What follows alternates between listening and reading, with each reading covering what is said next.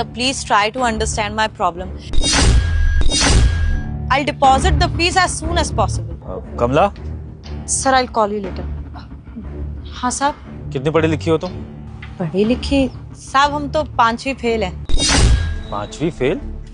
तो फोन पर इतनी अच्छी अंग्रेजी कैसे बोल रही थी? अच्छा साहब, ये वो क्या है ना, हमारे पति के फोन में वो वीडियो आती रहती है इंग्लिश सिखाने की, हमें बड़े अच्छा लगता है तो हम सीखते रहते हैं। हाँ तो क्या एहसान कर दिया क्या हमारे ऊपर? हमें क्या जता रही है? 4 शब्द इंग्लिश के बोलने सीख गई सर, आपके सामने बकवास कर रही है ये। हमारी कंपनी को आगे बढ़ा दिया, लगा तो झाड़ू ही रही है ना। सर ऐसे लोगों को बहुत अच्छे जानता हूँ मैं, इनके पति इनके नहीं होते, औरत को भेज दिया है काम करने के लिए यहाँ पे, और काम इसलिए कर रही है सर ताकि 2-4 हजार रुपए ले सके आपसे। हर्ष, ये ऑफिस में आपकी बात करने की तमीज है? इस तरह से ऑफिस प्रीमिसेस में बात करी जाती है? हाँ, किससे बात कर रहे हो आप? अपने घर की काम वाली से? ऑफिस की एम्प्लॉई है कमला, तो उससे वैसे ही बात करो जैसे अपने कोलीग से बात करते हो, क्योंकि उसकी सैलरी तुम नहीं मैं देता हूँ, समझे? और कौन क्या है वो मैं डिसाइड करूंगा, तुम नहीं। तो थोड़ा सा तमीज से बात करना अगली बार। सर देखिए, मैं मानता हूँ मेरा तरीका थोड़ा सा गलत है, लेकिन sir I am your assistant sir, और मेरा फर्ज बनता है कि मैं आपको सही चीज बताऊं। सर ये जो लोग होते हैं ना, ये लोग ऐसे ही होते हैं। इसको पक्का पता चल गया होगा कि सर हम दोनों आ रहे हैं, 4 वर्ड्स आपके सामने बोलूंगी, रोना गाऊंगी, पैसे मिल जाएंगे मुझे। और पक्की बात है सर, ये कोई रोना सुनाएगी, ये औरतें किसी की नहीं होती, गरीब औरतें, मैं बता रहा हूँ, 1 नंबर की भिखारन कहेगी। जानबूझ के सर ये देख रहे हो कितना लीपा पोती करके आती है, कौन नौकरानी करती है सर? ये जानबूझ के करके आती है। क्या ऑफिस का कोई बंदा फंस जाएगा, उससे पैसे खा लूंगी, अभी इंग्लिश बोल के सांप को पटा लूंगी, गंदी औरत कहेगी। सारी बातों में से तुमने ना एक बात बहुत सही बोली। क्या थी? तुम मेरे असिस्टेंट हो, है ना? तो उस बात को अपने दिमाग में रखो कि तुम मेरे असिस्टेंट हो, इस कंपनी के ओनर नहीं। तो तुम मुझे नहीं सिखाओगे कि कौन क्या है और मुझे किस इंसान को कैसे परखना है। मैं अपने आप देख लूंगा कि कोई नाटक कर रहा है, कोई सिंपैथी ले रहा है, कोई क्या कर रहा है। Okay, so now you must keep quiet and listen. Okay Kamala, तुम अभी फोन पे फीस भरने की बात कर रही थी, तो किसकी फीस की बात कर रही थी? सब हमारे बेटे के स्कूल से फोन था, इस बार थोड़ी फीस लेट हो गई तो टीचर्स फोन कर रहे थे। वो उसके स्कूल में ना हिंदी बोलना अलाउड नहीं है, बच्चे तो क्या माँ बाप को भी ना इंग्लिश बोलने को बोलते हैं, इसलिए उनसे इंग्लिश में बात करनी पड़ती है। अच्छा, ऐसे कौन से बड़े स्कूल में पढ़ाती हो तुम अपने बच्चे को, जहाँ पर तुम्हें भी अंग्रेजी बोलनी पड़ती है? हाँ sir, convent international school. Convent international school? तुम इतने बड़े स्कूल में अपने बच्चे को पढ़ाती हो? पढ़ाओ। आई मीन वहां की फीसें तो इतनी है कि बड़े बड़े रईस बिजनेसमैन अपने बच्चों को वहां पढ़ाते हैं, और तुम एक सफाई वाली होके अपने बच्चे को वहां पढ़ा रही हो। तुम फीस कैसे मैनेज करती हो? हाँ साहब, हमें पता है फीस तो बहुत ज्यादा है स्कूल की, लेकिन क्या है ना, हमारा और हमारे पति का सपना है कि हम अपने बच्चे को अच्छे स्कूल में पढ़ाए और बहुत बड़ा आदमी बने वो। तो हम लोग कोशिश करते हैं, अब जैसे हम यहाँ पे काम कर रहे हैं, इसके बाद 2-3 घर और हैं, वहाँ भी सफाई का काम करते हैं, और हमारे पति गार्ड का काम करते हैं, वो दिन के साथ साथ नाइट शिफ्ट भी करते हैं, तो कर लेते हैं हम पैसा इतना जमा। बस सर, आ गई ना औकात पे सर, आपका असिस्टेंट हूँ सर मैं, मुझे पता है कौन इंसान कैसा होता है। अब ये आपसे भीख मांगेगी सर, पक्की बात है। मेरा बेटा कॉन्वेंट में पढ़ता है, उसकी फीस भरनी है, डबल शिफ्ट करिए। ओ मैं तो बहुत बेचारी हूँ।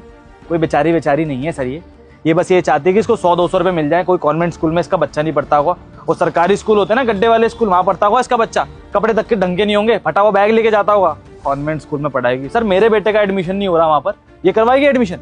आई बड़ी सर, 150 रुपए इसको दो, इसे भगावे यहाँ से, फालतू के रोने कर रही है। ओके, तुम्हारी बात भी मान लेते हैं हर्ष। हो सकता है कि कमला ये सब सिंपैथी लेने के लिए बोल रही हो, बट एनीवेज हमें मीटिंग के लिए लेट हो रहा है, हमें चलना चाहिए। कमला, मैंने तुम्हारी स्टोरी सुन ली है, लेकिन तुम्हारी स्टोरी में मुझे बस एक बात थोड़ी सी खनकी है, वो ये है कि तुम और जगह भी काम करती हो। तो कमला, ऐसा ना हो कि तुम और जगह काम करने के चक्कर में हमारे इस ऑफिस का काम अच्छे से ना करो, और ये चीज मैं सुन ना लूं, समझी? साहब, अभी तक आपको कोई शिकायत का मौका दिया है हमने, तो आगे भी नहीं देंगे। हम ना अपने काम में बहुत तेज है, यहाँ का भी काम अच्छा करते हैं, वहाँ का भी। आपको कभी शिकायत का मौका नहीं देंगे। गुड, ठीक है, चलते हैं हर्ष, मीटिंग के लिए लेट हो रहे हैं ना। आइए सर, आफ्टर यू। कमला, वापस आऊं तो ये फर्श अच्छे से साफ होना चाहिए। अब ठीक है साहब, मिल जाएगा।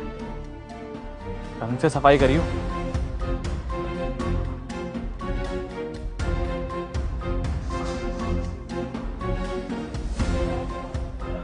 सर वो कुछ डॉक्यूमेंट्स रह गए, मैं लेकर आऊं?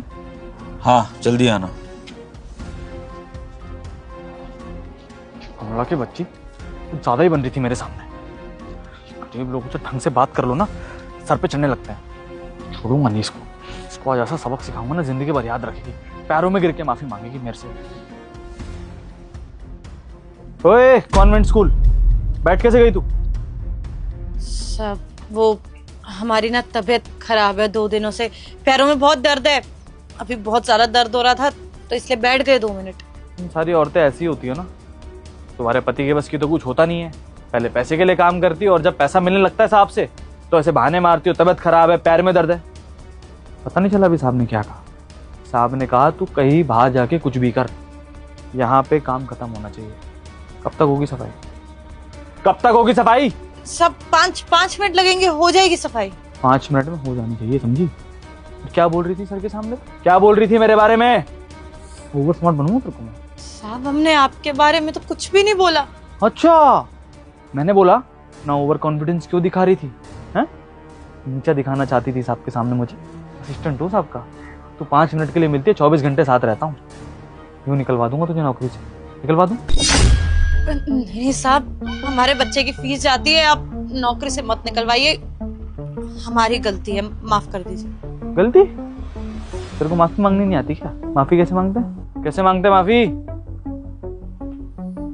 चल कान पकड़, साहब हमें माफ कर दीजिए। ढंग से बोल। साहब हमसे गलती हो गई, हमें माफ कर दीजिए। एक बारी और साहब हमसे गलती हो गई, हमें माफ कर दीजिए। जोर से। साहब हमसे गलती हो गई, हमें माफ कर दीजिए।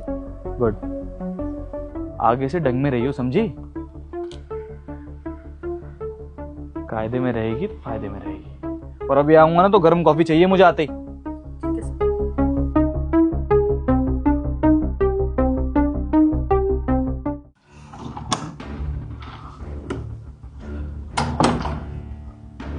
सर बुलाया आपने मुझे? हाँ जी हर्ष, मैं आपको कंपनी के होनहार एम्प्लॉय से मिलवाना चाहता हूँ जिसका आज ही प्रमोशन हुआ, और वो भी बहुत बढ़िया वाला प्रमोशन। बहुत अच्छी बात है सर, बताइए ना कौन है?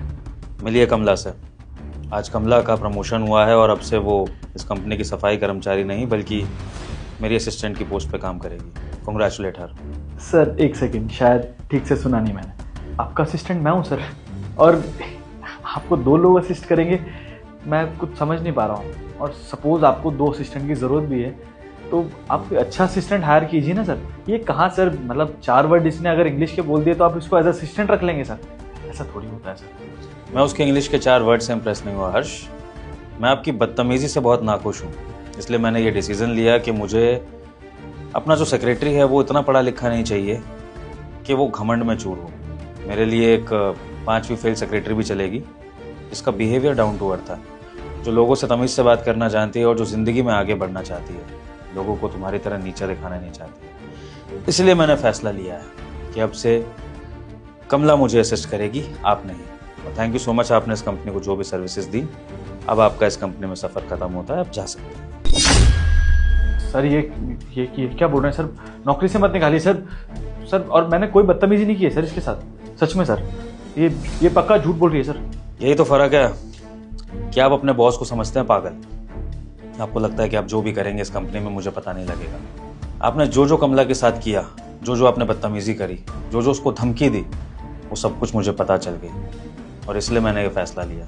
हर्ष, आपकी ना यही बहुत बड़ी कमी है कि आप अपने आगे किसी को कुछ नहीं समझते हो। लेकिन वो कहता ना कि हर शेर का सवा शेर होता है। अगर आपने कमला को इस कंपनी से निकालने की प्लानिंग कर रखी थी तो मैंने भी इस कंपनी में ऐसा इंतज़ाम कर रखा है कि मेरे पीछे से भी ये कंपनी स्मूथली चलती रहे और कोई भी एम्प्लॉय किसी एम्प्लॉय के साथ बदतमीजी ना कर पाए। इसलिए मुझे सब कुछ पता है कि आपने क्या किया।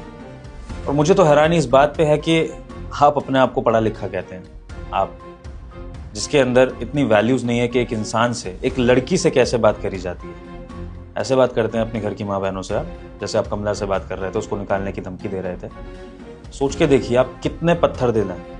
आप ना सिर्फ एक सफाई कर्मचारी को नीचा दिखा रहे थे बल्कि आप एक माँ के सपनों का मजाक बना रहे थे। एक माँ जो स्ट्रगल करके अपने बच्चे को आगे बढ़ाना चाहती है, आप जैसा, हम जैसा पढ़ा लिखा इंसान बनाना चाहती है ताकि इनके बच्चे को एक सफाई कर्मचारी की पोस्ट पे काम ना करना पड़े। लेकिन आप जैसे कुछ लोग होते हैं जो किसी को आगे बढ़ता हुआ देख नहीं सकते हैं और इसलिए बिन वजह लोगों को नीचा दिखाते हैं और परेशान करते हैं। कैसे कर सकते हैं आप ऐसा?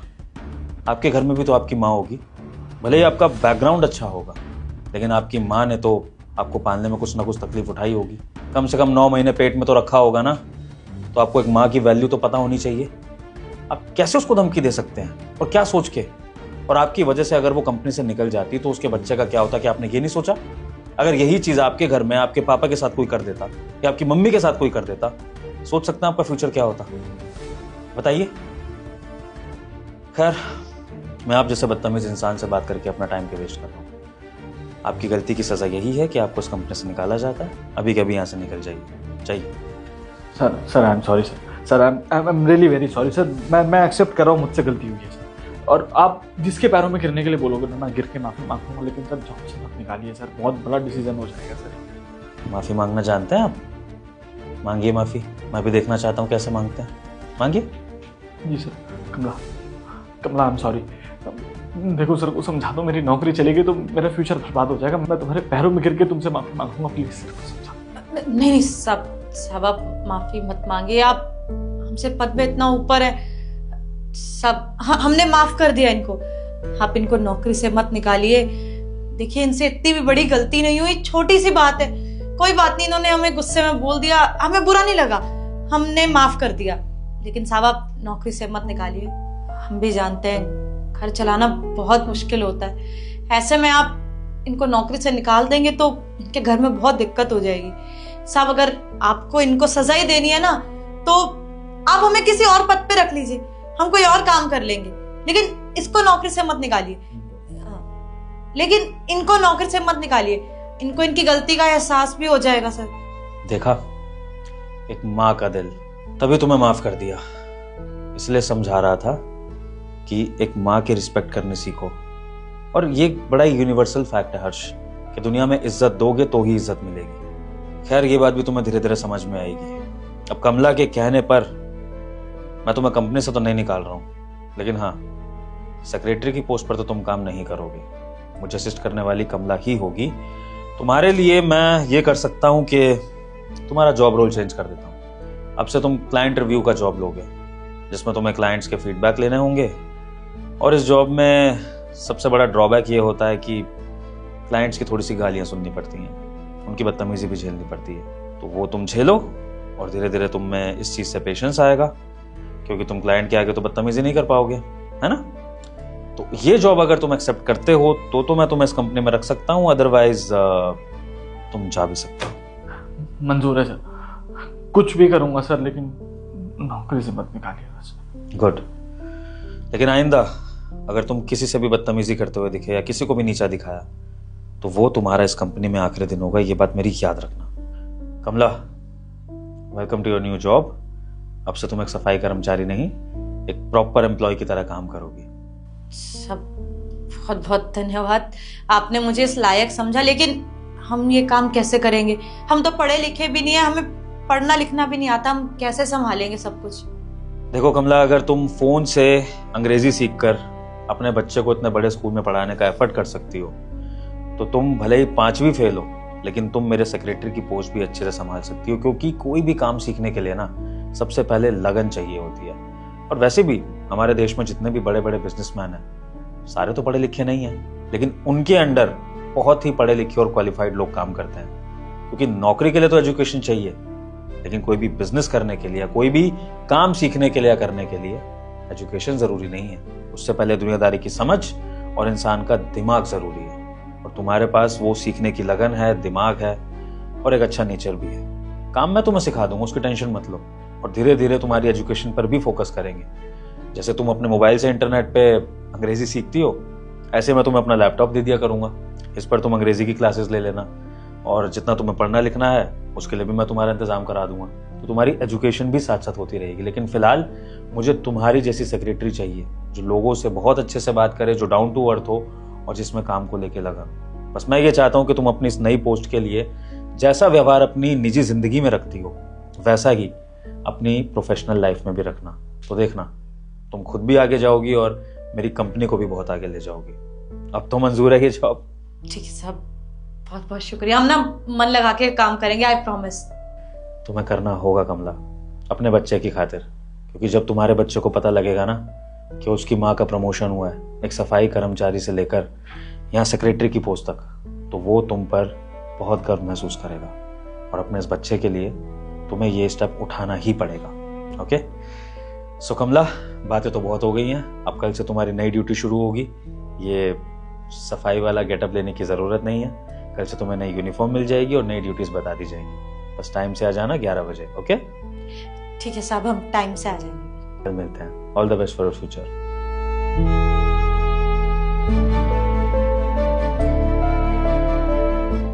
I'll also take a leave, sir.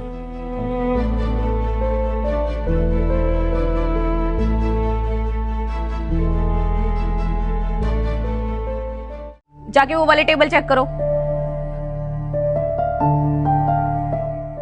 और ये क्या, ये कौन सा कस्टमर है जिसने रेस्टो के गेट के बाहर गाड़ी खड़ी कर दी?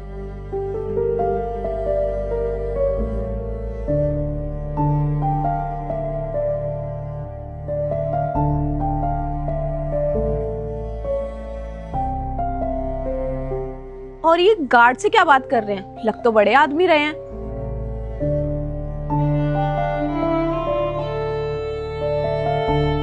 ये चल क्या रहा है? एक बड़ा आदमी आया और गार्ड को अपना खाना दे रहा है। मैं चलता हूँ।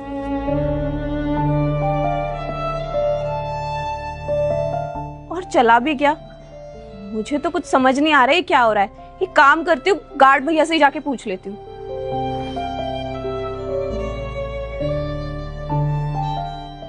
गार्ड भैया, ये कौन थे और वो आपको अपना टिफिन क्यों देकर गए? अरे दीदी जी, आपने उस लड़के को पहचाना नहीं? नहीं, मैंने तो नहीं पहचाना। दीदी जी, आपके बचपन का दोस्त है, मेरा छोटा भाई उज्जवल। आपने पहचाना नहीं उसको? आप दोनों एक ही स्कूल में तो पढ़े हो, बचपन में साथ खेले भी हो। उज्जवल? हाँ दीदी, उज्जवल है मेरा छोटा भाई। ये तो बहुत बड़ा आदमी बन गया। ऐसे सूट बूट में, गाड़ी में, लग रहा है किसी बड़ी कंपनी का ऑनर बन गया है। लेकिन मुझे एक बात समझ नहीं आ रही, वो इतना बड़ा बन गया और आप गार्ड की नौकरी कर रहे हो। मैं कुछ समझी नहीं। एक भाई इतना अमीर और एक भाई मामूली सी गार्ड की नौकरी, मतलब चल क्या रहा है ये?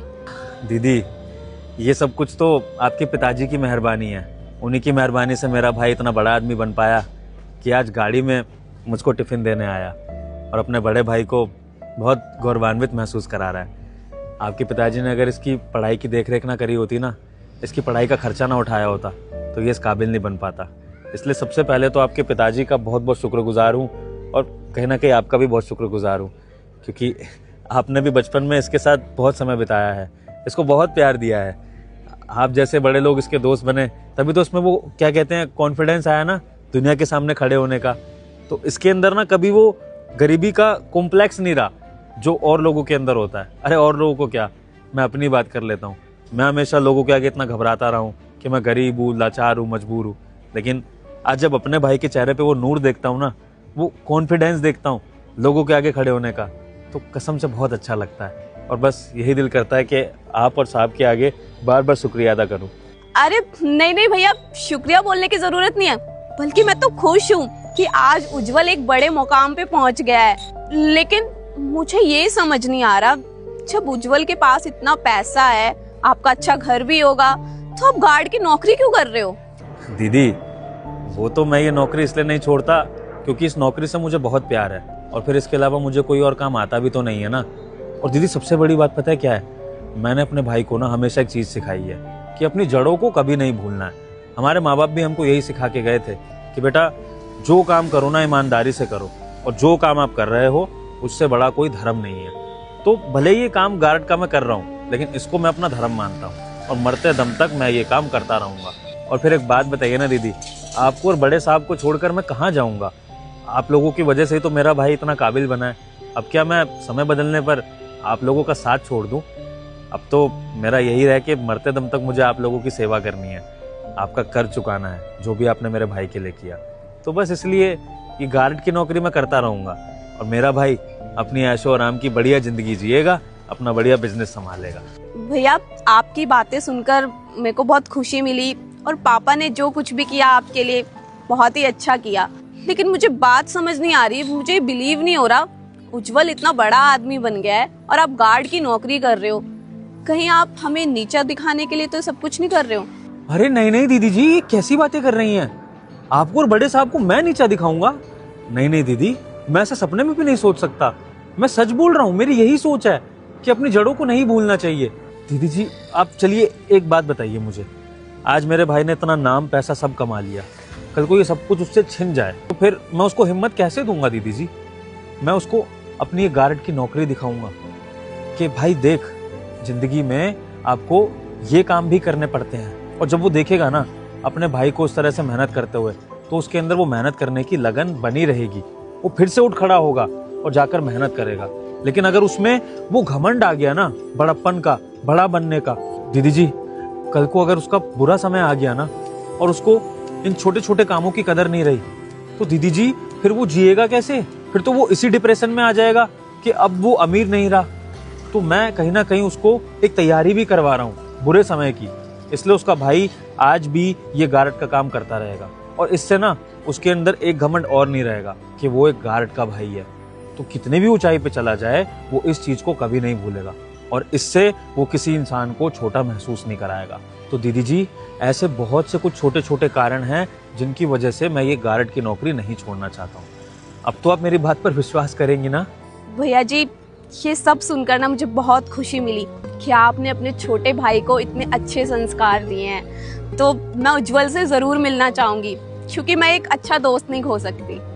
दीदी जी मेरा तो बस एक ही बात का मानना है कि इंसान मेहनत करता जाए, चाहे वो आगे बढ़े चाहे वो जहाँ है वही रहे, बस उसका स्वभाव न बदले। वो सबसे पहले अच्छा इंसान हो, बाद में तरक्की करे। दोस्तों हमारी वीडियो का ये संदेश आपको कैसा लगा कमेंट सेक्शन में जरूर बताइएगा और वीडियो को लाइक और शेयर करना ना भूलिएगा। धन्यवाद।